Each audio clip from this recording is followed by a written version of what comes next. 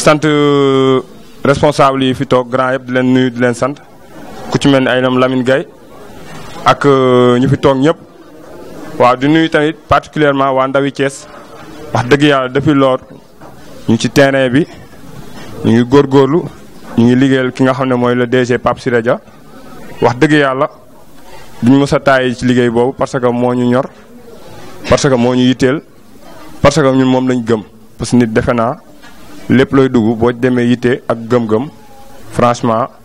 mooy leneen la ñuy wax kay xëy na. waaw à part ça bon di remercier ki nga xam ne tamit bon mooy Lamine Gaye mi nga xam ne depuis loolu mooy suñu coordinateur ñu ngi liggéey ak moom wax dëgg yàlla liggéey bu rafet.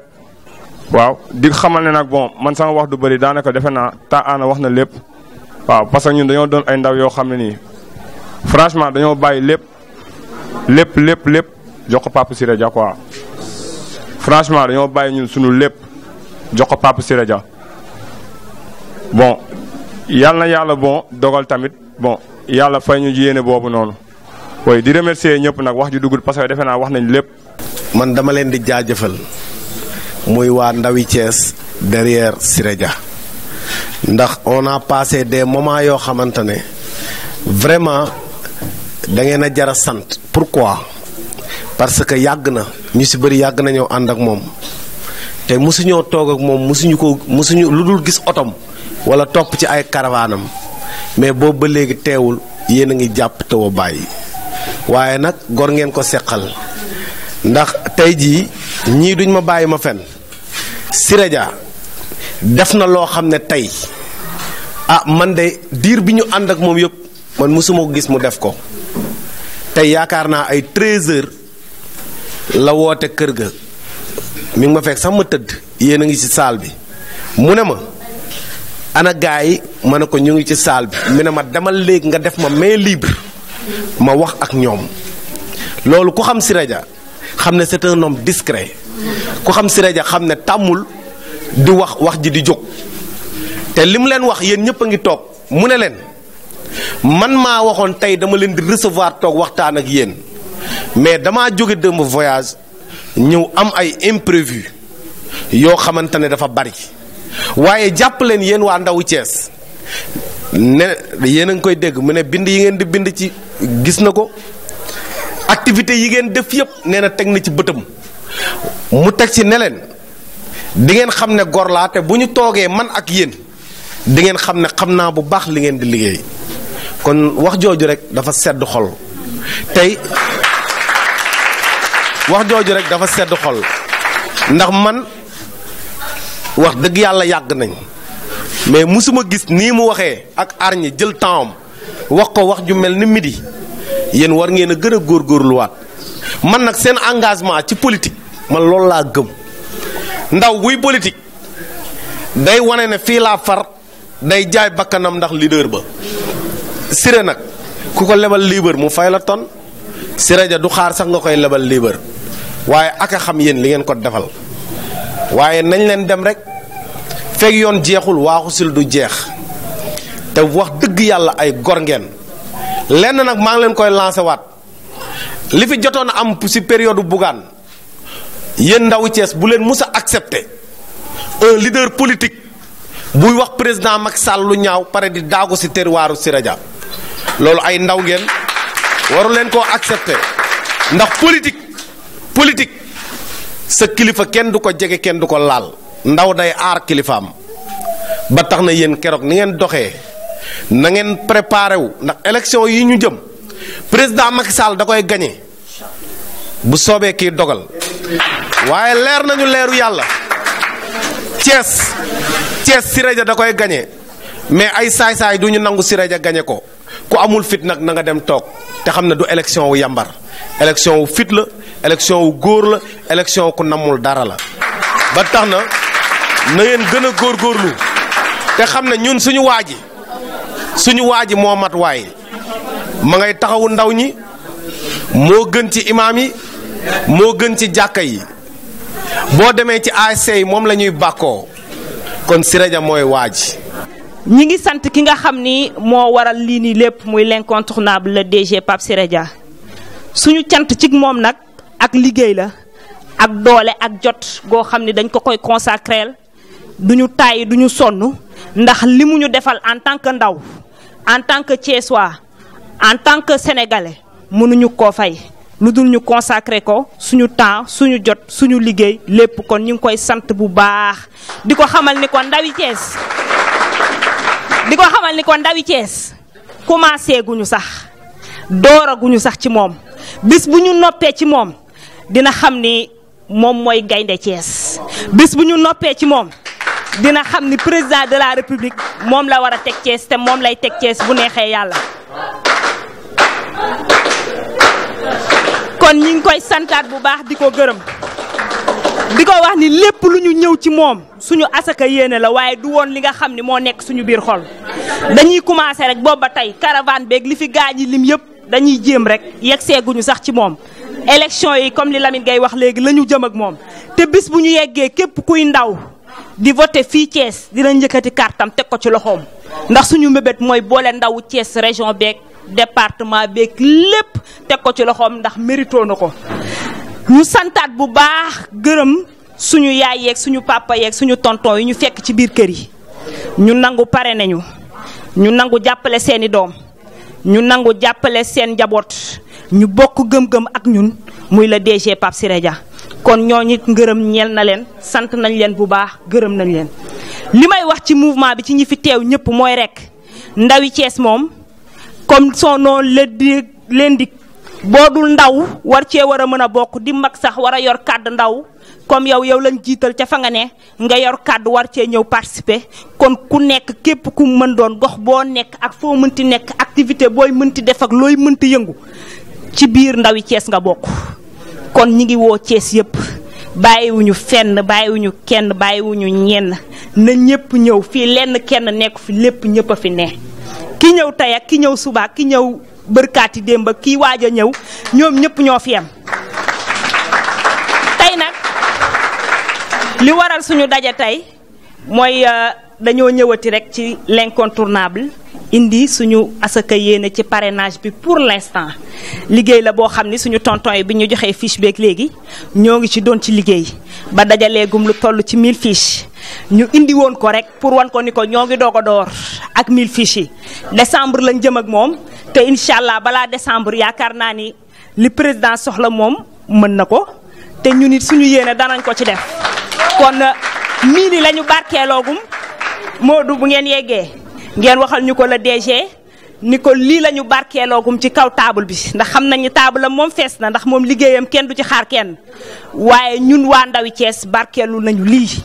di xaar nag fii ak décembre dinañ ci dolli leneen lu kawe njortam. mi fi teew yëpp maa ngi leen di nuyu kenn ku ci nekk ci turam ak ci santam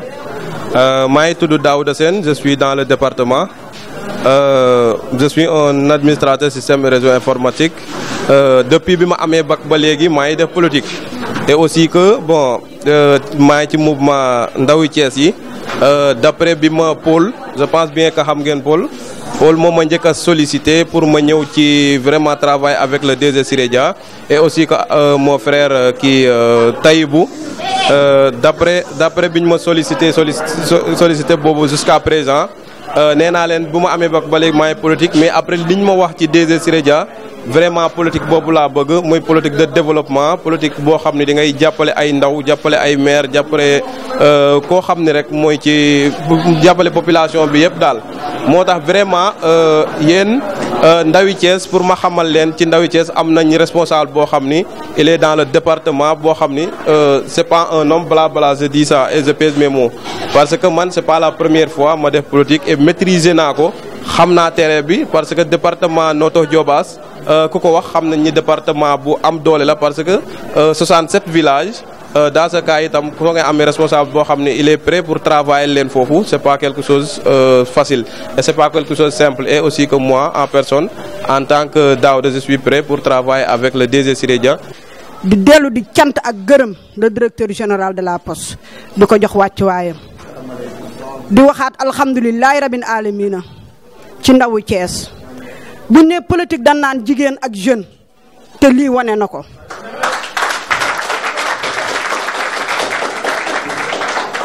man saa daani coordinatrice su ndawu Thiès ak le coordinateur Lamine Gaye damay santaat yàlla bu baax yéen da ngeen dalal sunu xel suñu demee ci parrainage bi nga xam ne ku ne ngi dugg fu ne Siré Dia yaatal dëndam yaatal ginnaawam yaatal kanamam moom mi nga xam ne Macky Sall da ko jox ndombay tànk te bam ko joxee ba léegi delluwul ginnaaw ku ne recevoir na ko li ma naan Siré Dia c'est le leader des leaders leader bu mel na moom musul am Thiès xale yi lu ñuy doon xale noonu la ñu amee fulla caaxaan du leen yëkkati ku leen di nax du leen yëkkati te Siré Dia naxul kenn. ñu dem ci parrainage bi nag jox ko waa ndawu Thiès les jeunes nee naa yéen a engagé wu yéen a am détermination jàppale le directeur général teg ci suñu table ji 1000 signatures Siré Dia xelam war naa mun a dal. man dama naan alhamdulilahi rabbil alamina di wax le président de la république weer di gis bokk ci waay Thiès Dakar au niveau national ku mel ne Siré Dia newu fi coow li gaa ñu yorul baag la bi ci buntub teen bi gaa ñu yorul baag la nan dem tëddi boo duggee poste fa mu jëlee poste ak fi mu ko indi ça fait 2 poste reclassement yéen daan jooy ay ati at directeur généraux yi nekkoon fa te musuñu koo def le directeur général de la poste l'incontournable l'infatigable ki nga xam ni askan wi rek a ko ñor askan wee ko tax a jóg képp ak yelleefu liggéeykat jox na ko ba mu mët sëkk waxkat yi ñu ngi wax jëfkat bi di jëf muy le directeur général de la poste. ñu jëw nag ci politique bi naw Kees taxaw suñuy kanam nee naa ko ngeen ne ci xefu Siré Dia ne ci xoluma ko gën te yéen a ne ci xolu Siré Dia. Siré Dia nee na kontaan na mention spéciale yéen a dalal suñu xel ñun ñu fi newoon ba nëgëni ñu ñëw ngeen noppal ñu bu baax a baax ne ci terrain bi gis ngeen li ngeen di def kontaan naa ni ngeen def Bougane Gueye Dany barki démb Thiès kenn du fi dikk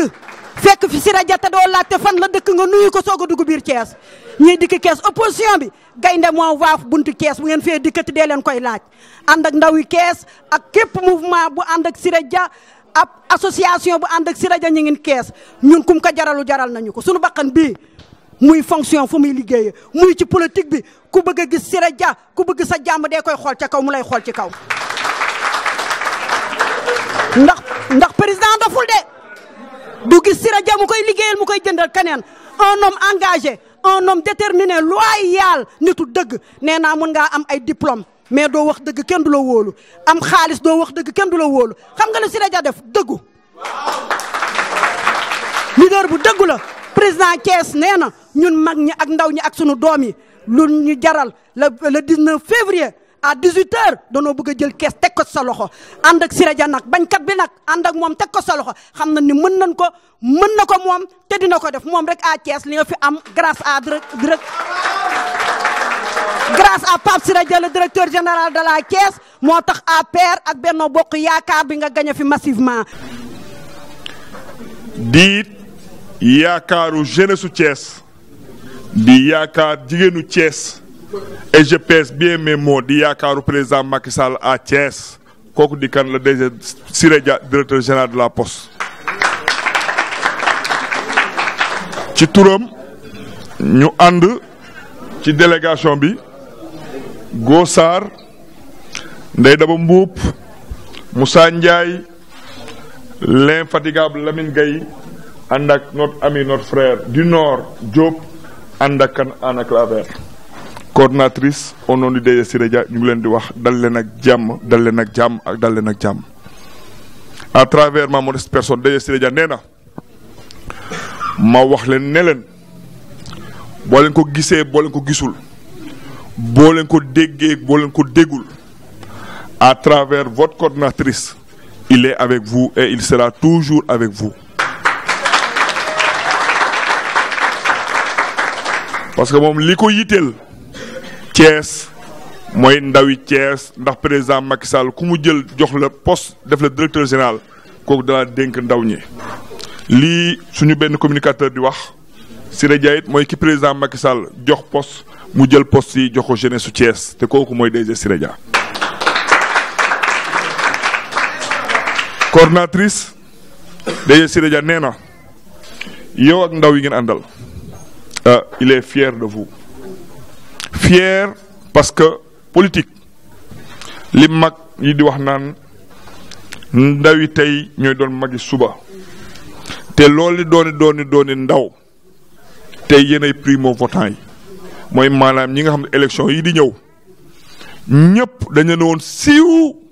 di leen wër ci biir dëkk bi ngeen ànd ak seen coordinatrice dajaloo ne ñi leen di wër yëpp gisu leen yéen Siré Dia ngeen di wër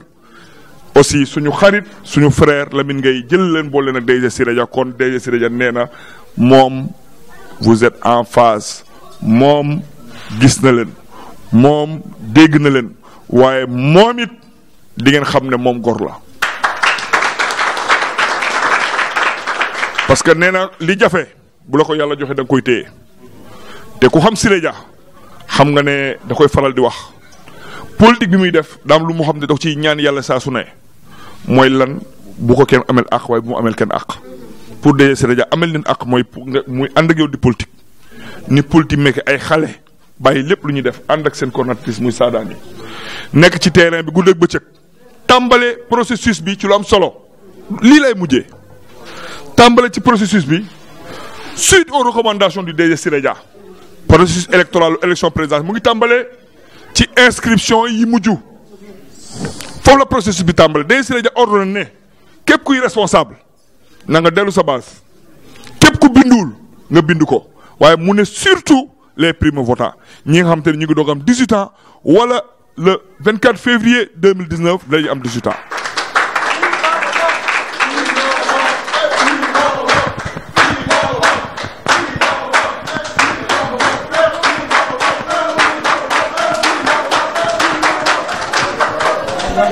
loolu Sadani ngeen taxaw ci processus bi mooy lan organiser wu créer mouvement bu ñu tuddee ndaw Thiès derrière le DG Siré Dia pour la réélection du président Macky Sall dès le premier tour le 24 février 2019 liggéey ci inscription yi lu mucc ayib képp kuy jeune ngeen ratisser large à Thiès taxaw bind jeunes yi ñu ne déeta waay déet ngeen dem deux phase bi mooy lan lancer mouvement bi à Thiès créer caravane boobu c'est historique biir Thiès jaay promouvoir seen leader biir Thiès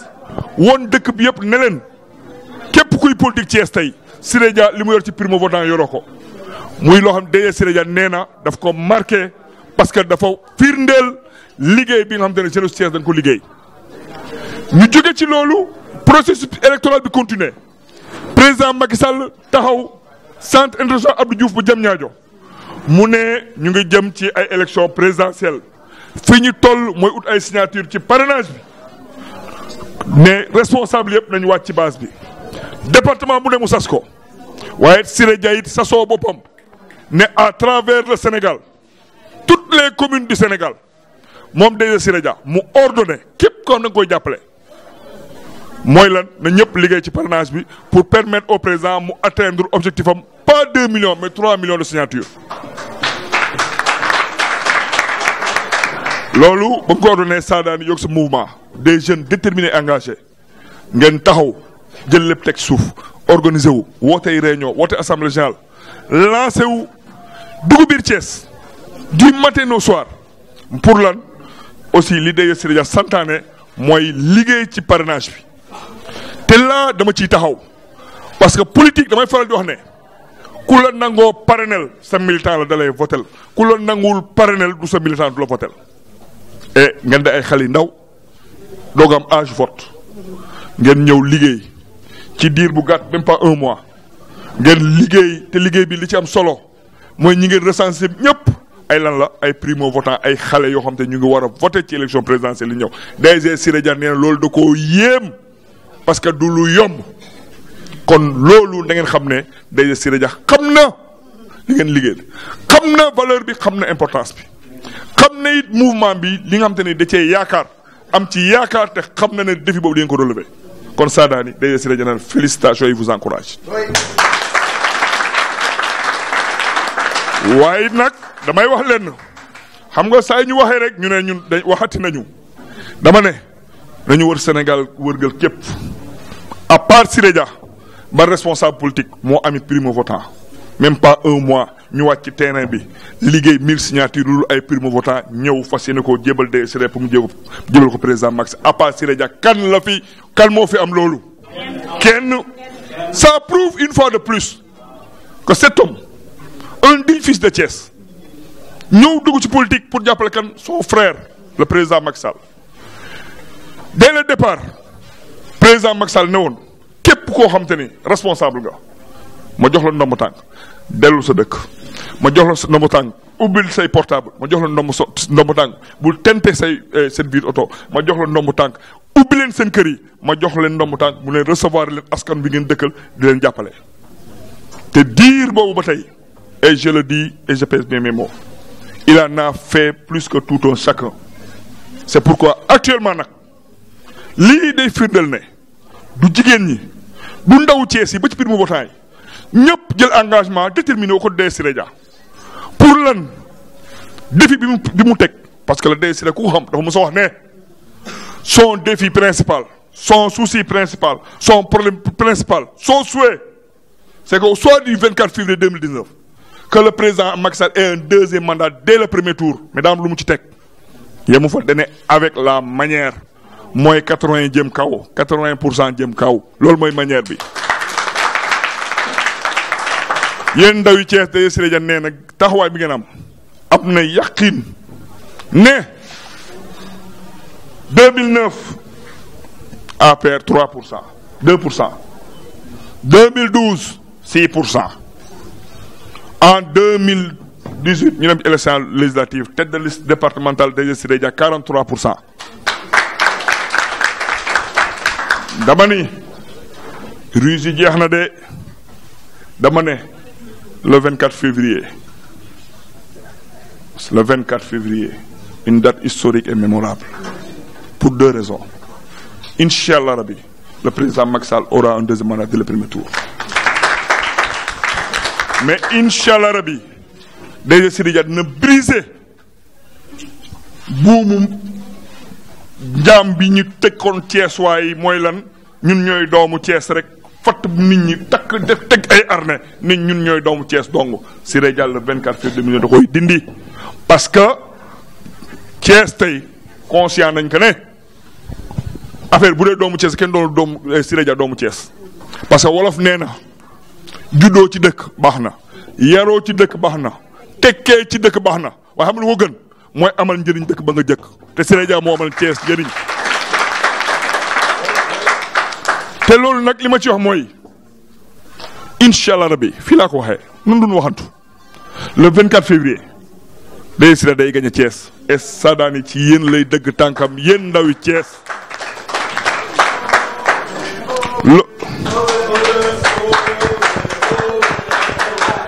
buur yàlla ñu ngi lay ñaan Siré jël ndam le owe owe